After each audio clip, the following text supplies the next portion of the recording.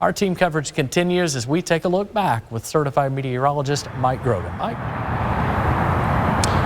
James, many people remember exactly where they were on this day 30 years ago if you were around the Tulsa area. I'm standing at the location of the former Bruce's truck stop. Many might remember from this day that was hit very hard. In fact, 6 people were tragically killed in this very location as the F4 tornado barreled through here and on its way up to Catoosa along its 5.5-mile path. The plaque next to me is dedicated to those lives that were lost. Now, on that day, it wasn't just one tornado, but a second one as well. An F3 struck just a couple miles south of where I'm standing just minutes later.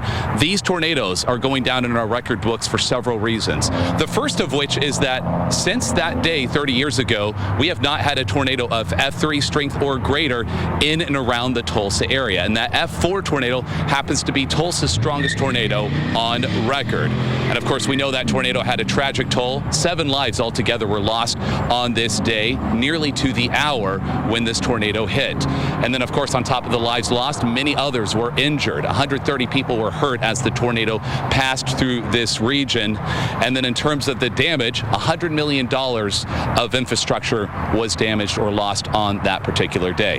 Now, had this tornado occurred 30 years later, much more infrastructure and people are in the way. You can see the paths here showing right through Bruce's truck stop. This tornado would have passed just on the north sides of the Hard Rock Casino and Resort development.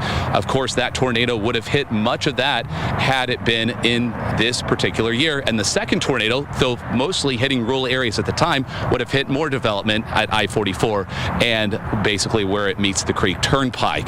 So it was certainly devastating 30 years ago. It would have been even more catastrophic to this day. But thankfully, we don't have anything like that in our near-term forecast. Just a lot of rain. James, I'll send it back to you for that very wet forecast. Yeah.